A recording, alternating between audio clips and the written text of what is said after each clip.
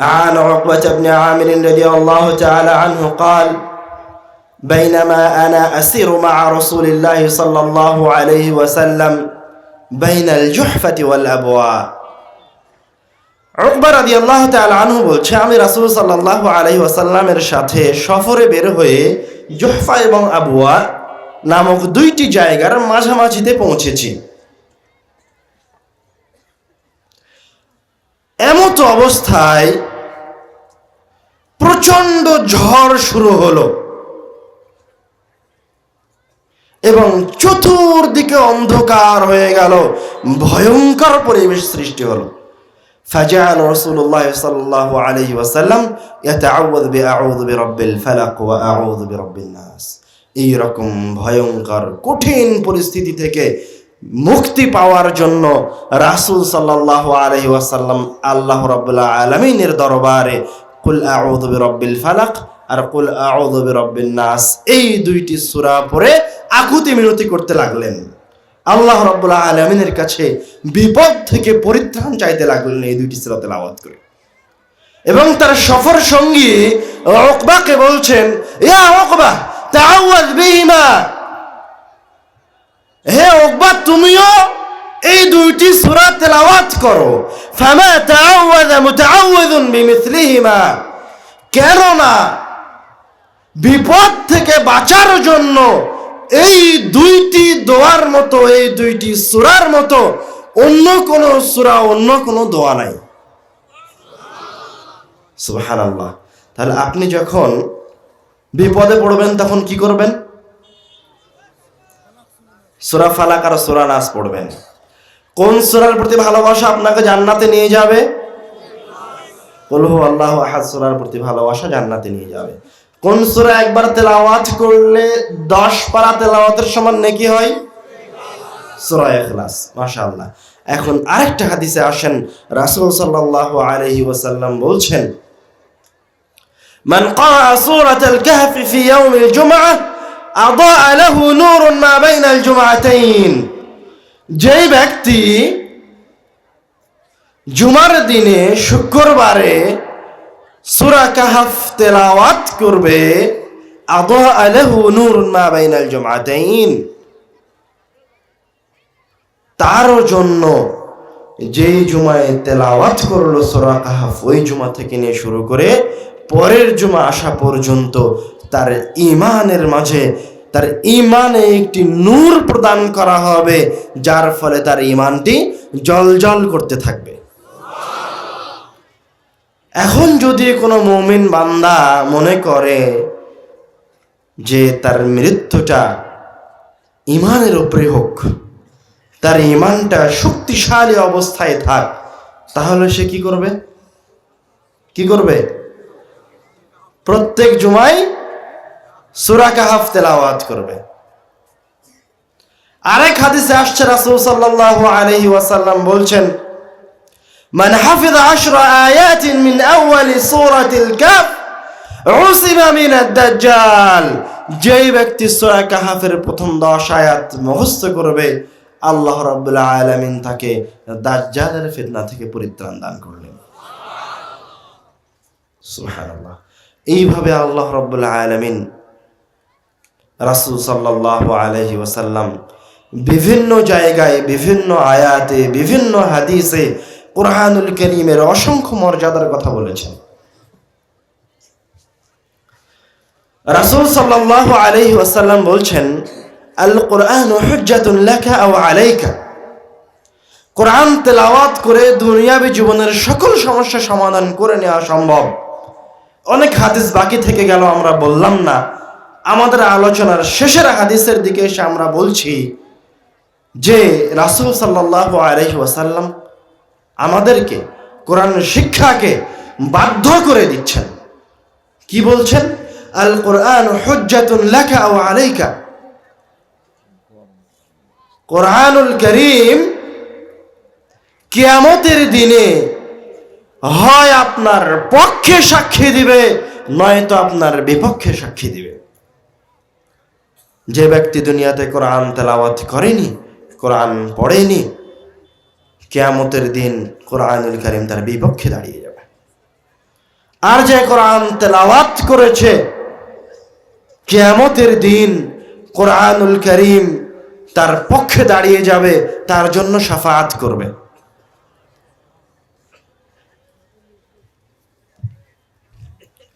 রাসূল সাল্লাল্লাহু আলাইহি ওয়াসাল্লাম বলছেন, ইকরাউল কোরআন, তোমরা কোরআন তেলাওয়াত করো।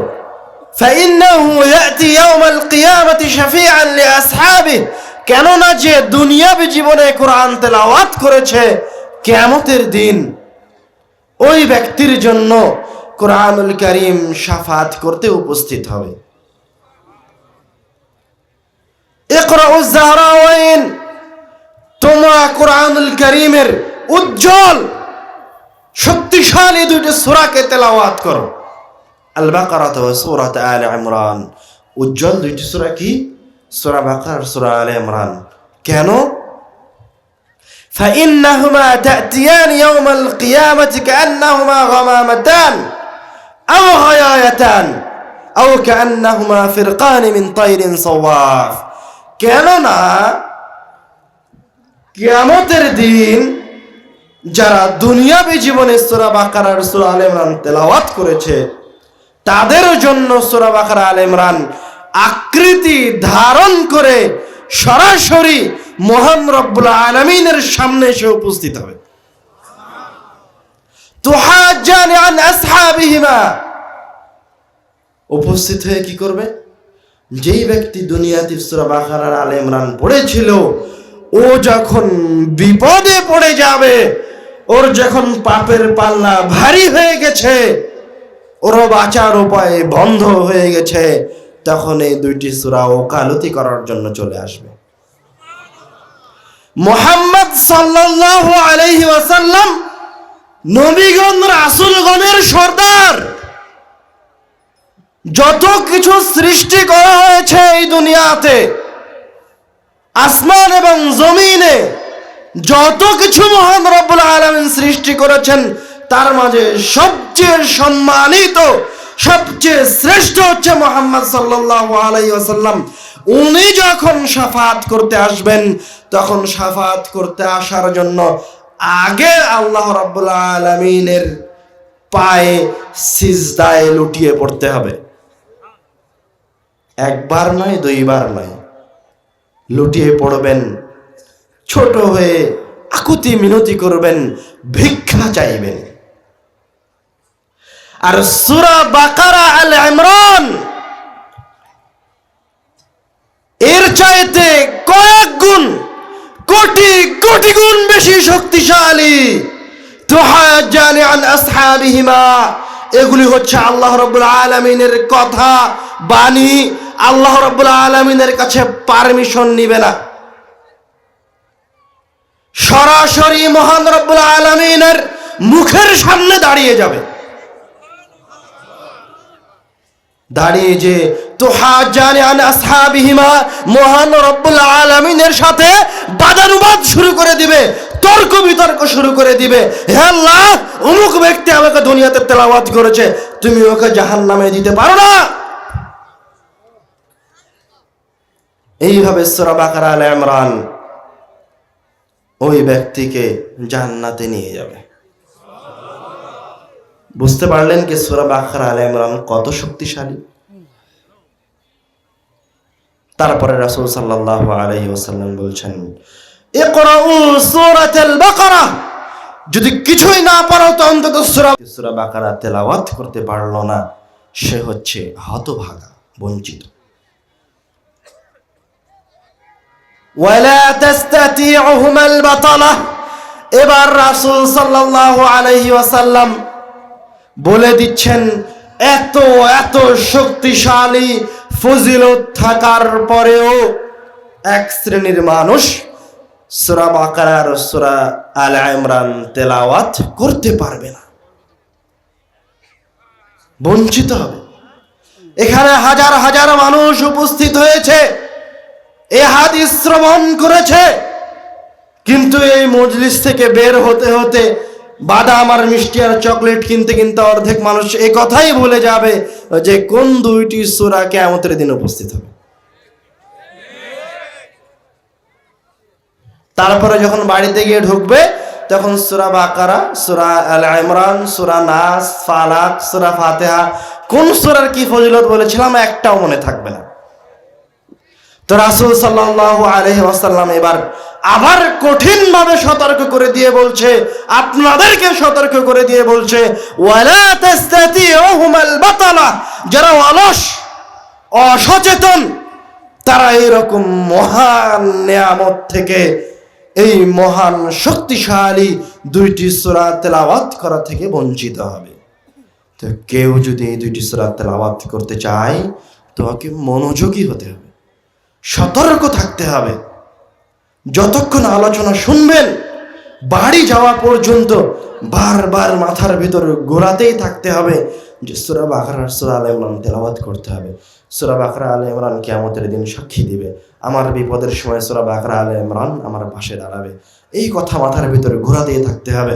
এবং সবার আগে আপনাকে যেই কাজ করতে হবে, বাড়িতে গিয়ে হয় এই কথা বউকে, বেটিকে, সন্তানকে শোনাতে হবে, অথবা লেখাপড়া জানা যে মানুষ সে তার খাতায় লিখে রাখবে, তাছাড়া মনে রাখতে পারবে না।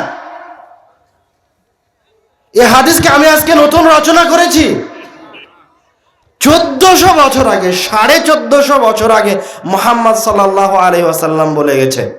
তার মানে কি আমার আগে কেউ বলেনি? শত শত বিদ্বানগণ বলে গেছে। শায়খ আব্দুর রাজ্জাক বিন ইউসুফ 32 বছর ধরে বলছে, তারপরেও আপনাদের জানা নাই, ভুলে গেছেন। কখনো শুনেছিলেন কিন্তু মনে রাখতে পারেননি। শয়তান আপনাদেরকে মনে রাখতে দিবে না। শয়তান হচ্ছে কোরআনুল কারীমের সবচেয়ে বড় শত্রু। দুনিয়াতে যত কিছু আছে তার মাঝে সবচেয়ে বড় শত্রু শয়তানের হচ্ছে কোরআনুল কারীম। কিভাবে বুঝলেন? আপনি যত কাজ করেন, যখনই খাওয়ার শুরু করেন তখন কি বলে খাওয়া শুরু করেন? বিসমিল্লাহ বলে। গাড়িতে ওঠেন বিসমিল্লাহ বলে, কোনো কাজ শুরু করেন বিসমিল্লাহ বলে, কোনো দিকে যান, কোনো বই পড়া শুরু করেন, যা করেন সব বিসমিল্লাহ বলে শুরু করেন। কিন্তু এত মহান কিতাব, যে কিতাবের শক্তির কথা আমাদের কল্পনার বাহিরে, সূরা বাকারা, আলে ইমরানেরই তো শক্তি আমাদের কল্পনার বাহিরে। এই কিতাব তেলাওয়াত করার সময় আল্লাহ রাব্বুল আলামিন বলছেন বিসমিল্লাহ নাই, আগে তুমি শয়তান থেকে পরিত্রাণ চাও। কথা মনে হয় বুঝতে পারেননি, বুঝেছেন? সব কাজে বিসমিল্লাহ বলেন, কিন্তু আল্লাহ রাব্বুল আলামিন বলছেন যখন তুমি কোরআন তেলাওয়াত করতে আসবে তখন কি বলো? ফাস্তাইয বিল্লাহি মিনাশ শাইতানির রাজিম। তখন বিসমিল্লাহ নাই, তখন আগে আউযু বিল্লাহি মিনাশ শাইতানির রাজিম বলে শয়তান থেকে পরিত্রাণ চাও। কেননা শয়তান তোমার সবচেয়ে বড় শত্রু। আর এই কোরআনুল কারীমের মাধ্যমে তুমি যত সহজে জান্নাতে যেতে পারবা, যত দ্রুত মহান রব্বুল আলামিনের আনুগত্যশীল হতে পারবা, যত দ্রুত হেদায়েত প্রাপ্ত হবা, যত দ্রুত তোমার জীবনের সকল সমস্যার সমাধান হয়ে যাবে, তত দ্রুত অন্য কোনো কিছু দিয়ে হবে না। এই জন্য শয়তান আপনাকে সবচেয়ে বেশি দূরে রাখবে যে জায়গা থেকে, সেটা কি? কোরআন থেকে। তার একটা উদাহরণ দেই। আপনি দেখেন আপনার পাড়াতে, আপনার গ্রামে যতগুলি মানুষ আছে ওরা কোনো না কোনো দলের সাথে সম্পৃক্ত, অধিকাংশই। আবার যে সমস্ত দল আপনাদেরকে আহ্বান করছে, ওরা আহ্বান করার সময় বলছে অমুক দলের ছায়াতলে অবস্থান গ্রহণ করো, দ্রুত সহজে জান্নাতে যাওয়া যাবে। তোমরা আমাদের সাথে থাকো, আমাদের সাথে থাকলে তোমাদের ইহকালীন জীবন সহজ হয়ে যাবে। এ কথা কেউ বলতে পারে না, এ কথা কোন দল উচ্চ স্বরে বলে না যে তোমরা কোরআন এবং হাদিসের ছায়াতলে অবস্থান গ্রহণ করো, বলতে পারে না। কোন দল কোন সংগঠন এ কথা বলে না যে আমাদের সংগঠন আমাদের দলের কোনো কিছু যদি কোরআন আর হাদিসের বিরোধী হয় তাহলে তোমরা আমাদের দল ছেড়ে চলে যাও, বলে না।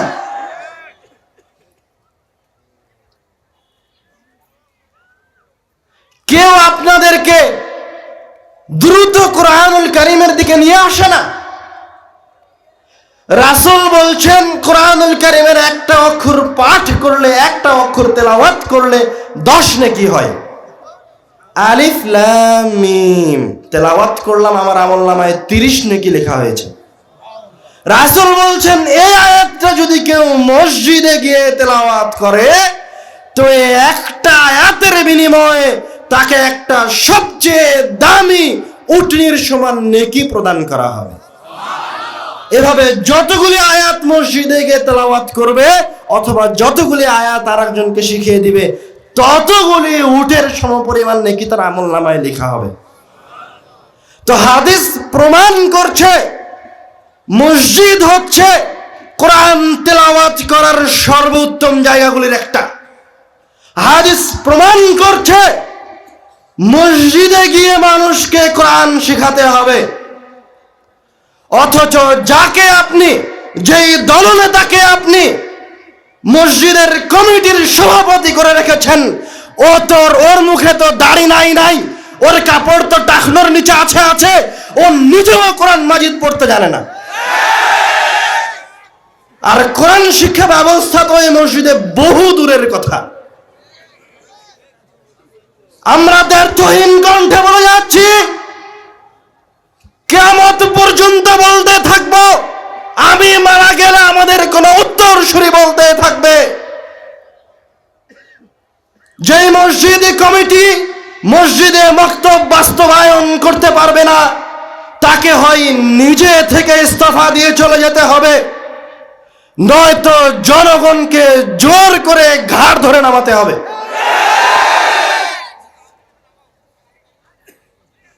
অবশ্যই মসজিদে কোরআনুল কারীমের শিক্ষা ব্যবস্থা থাকতে হবে।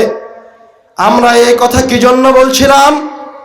আমরা এই কথা এই জন্য বলছিলাম যে আপনার সবচেয়ে বড় শত্রু হচ্ছে শয়তান। মসজিদ থেকে কোরআন শিক্ষা চলে গেছে, দল সংগঠনগুলি কোরআনের কথা বলা, হাদিসের কথা বলা ছেড়ে দিয়েছে। দল সংগঠনগুলিতে অন্তর্ভুক্ত হওয়ার জন্য এখন আগে গঠনতন্ত্র মুখস্থ করা লাগে। আমি বলে যাচ্ছি, কোরআন শেখানোর আগে যে ব্যক্তি কোরআন পড়তে জানে না তাকে যদি কোনো গঠনতন্ত্র, কোনো সংগঠনের মূলনীতি মুখস্থ করতে বাধ্য করা হয় তাহলে তার জন্য ওই মূলনীতি মুখস্থ করা হারাম।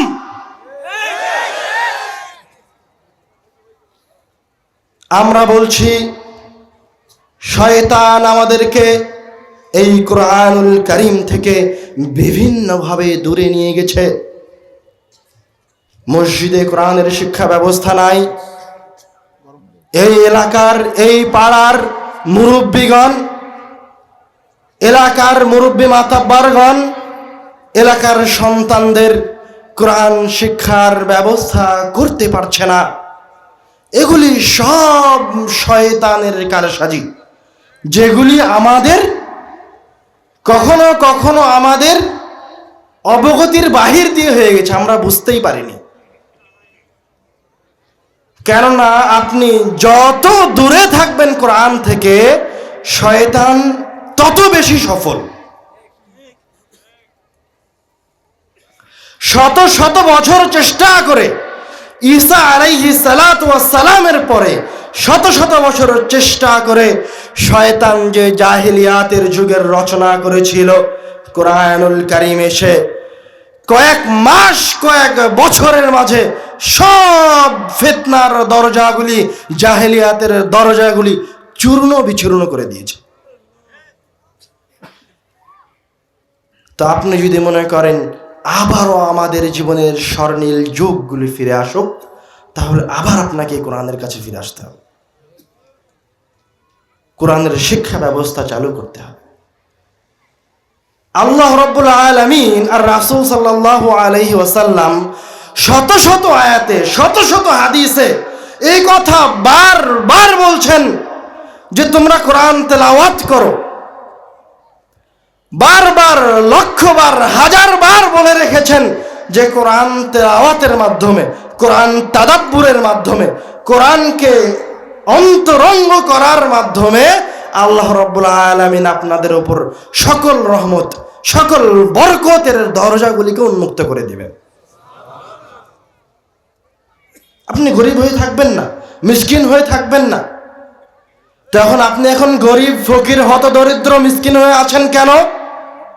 কোরআন পড়েন না তাই। যেই বাড়ির যেই সন্তান কোরআন তেলাওয়াত করতে জানে না, সে হচ্ছে ওই ফ্যামিলির জন্য বোঝা।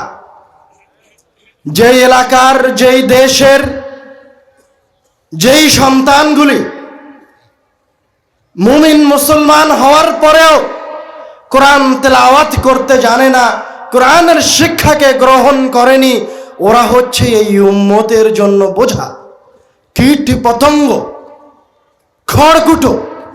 ওদের কারণে রহমত অবতীর্ণ হয় না।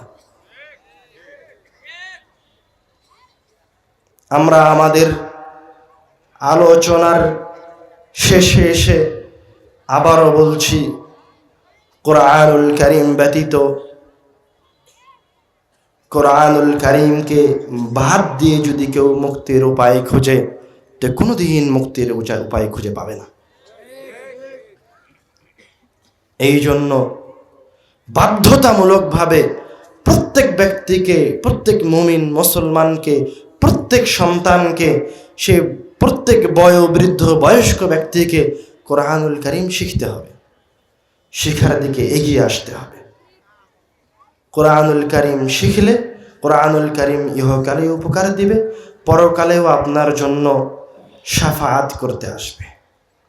না শিখলে ইহকালীন জীবনেও ক্ষতিগ্রস্ত হবেন, পরকালীন জীবনেও ক্ষতিগ্রস্ত হবেন। আল্লাহ রাব্বুল আলামিন আমাদেরকে কোরআনুল কারীম শিখার এবং কোরআনুল কারীমের বর্ণনা অনুযায়ী জীবনকে পরিচালনা করার তৌফিক দান করুন। আল্লাহুম্মা আমিন।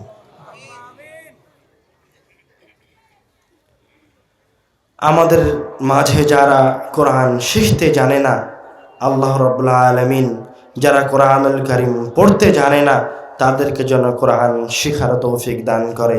আল্লাহুম্মা আমিন। কোরআনুল কারীমকে যেন আমাদের ইহকালীন এবং পরকালীন জীবনের জন্য কল্যাণময় করে দেয়, আমরা যেন এটাকে কল্যাণময় হিসেবে গ্রহণ করতে পারি। আল্লাহ রাব্বুল আলামিন আমাদেরকে এই তৌফিক দান করুন। আল্লাহুম্মা আমিন। ওয়া আখিরু দাওয়ানা আলহামদুলিল্লাহি রাব্বিল আলামিন। আসসালামু আলাইকুম।